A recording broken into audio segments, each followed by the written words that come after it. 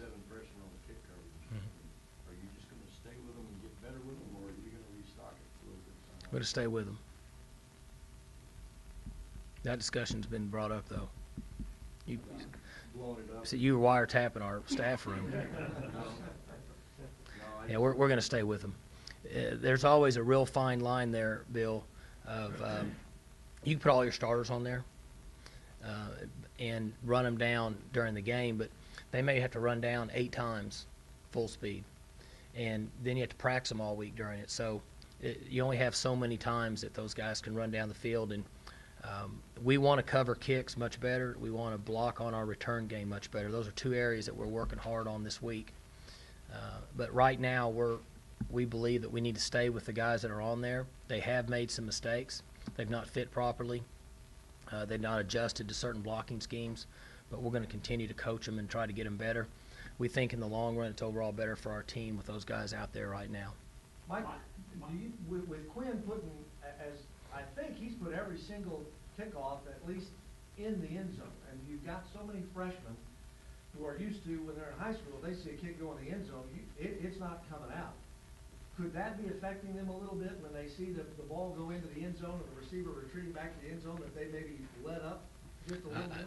I would like to agree with you, but they've been told on numerous occasions that they have to get down there and cover and do not let it affect them. That's been brought up several times, and so they should be out of that phase now.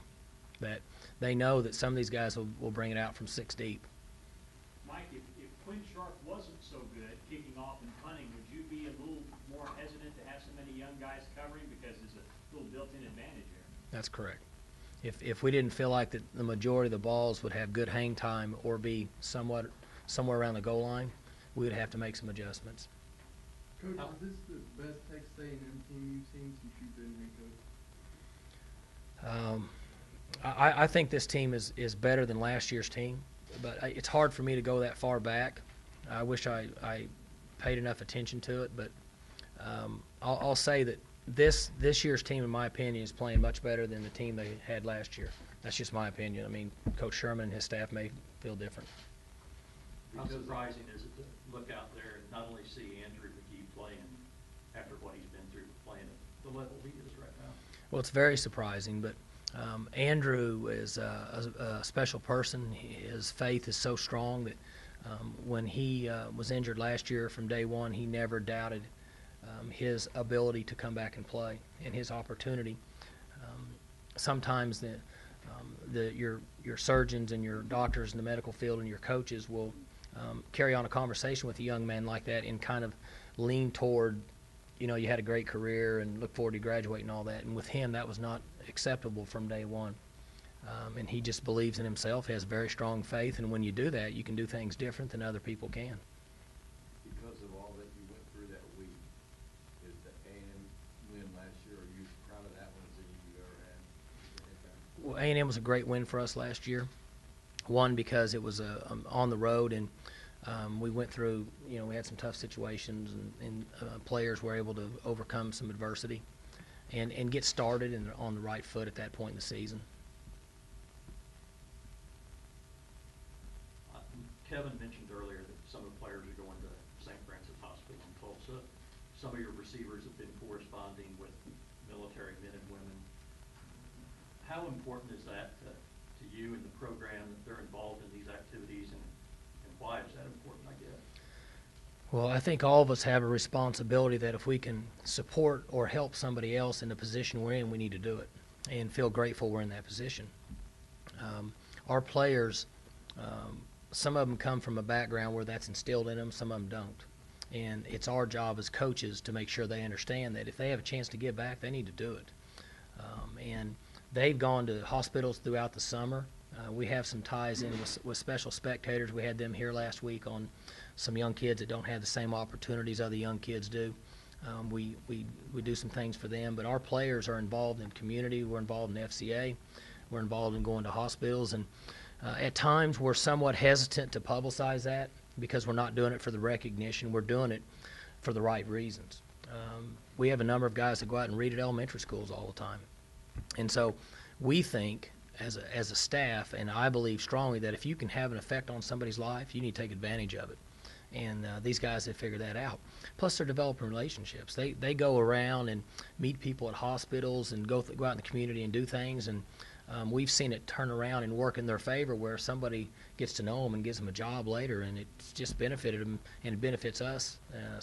But the most important thing we can do is spend some time with young kids that don't have the same opportunities that we do.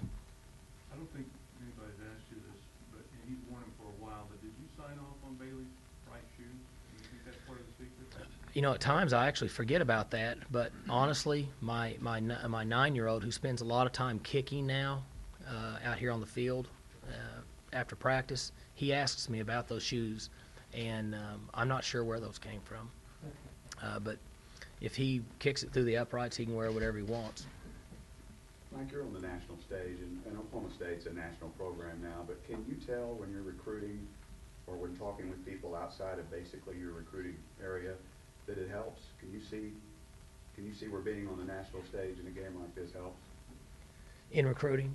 Well, I think people see us considerably different than they did 5 years ago, anywhere in the regional part of the country. You know, even further out than that, when we have communication with future student athletes or prospective student athletes on the East Coast and even out in the West Coast, people see us differently now than they ever had before. So when you get an opportunity to play on TV, obviously you can take advantage of it. I think most schools feel that way, but I would agree that people see us somewhat different now than they have in the past. So how many coaches do you send out on the road this week? The maximum. I think 6? the rules change every year, so I don't say anything. They just tell me where to go.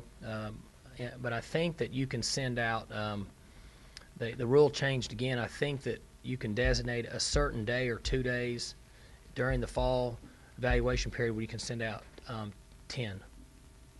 So if you've got 90%, 95% of your slots accounted for, you're not as much looking at juniors as you are seniors, right? That's correct. We're just out looking at seniors and maybe juniors playing in the game. So you can't talk to anybody anyway. I went out this week earlier. I was out on the road on Tuesday. And you go in, you can watch tape and look at get academic information and visit with coaches, and it's always been the same way. That's, you know, do you want to get these kids down here and say hi? And it's no. You know, we don't even bump into them anymore. Just go do your job and go to the next school. You were talking about the days you can designate 10 to go out. Would this be that type? I think it is. I think so. I'm out, and usually when I go out, it's a big number. So I think today or tomorrow and Saturday are days that we can have 10 guys out. Would you talk about jumbling your schedule around a little bit to accommodate these earlier week games? And gone are the days you're going to play Saturday at 1 o'clock. Yeah. What thought process goes into how you approach each of these different days? Much different when you don't have an open week. When you have an open week like we do now, you don't have as much shuffling involved because you can prepare this week and then you fit your schedule starting next week accordingly based on your day that you're going to play the game. When you play a Saturday game and a Thursday game, it's much more difficult. Coach, how much high school film do you get to watch during the season on recruiting? I used to not watch hardly any at all, but now I have a chance to watch more now that I'm not involved in offensive play calling, so I can watch quite a bit. We're not really recruiting very many players for this next class, and you know, as Bill mentioned, a lot of the tape that we look at now, we get tape that comes in from everywhere.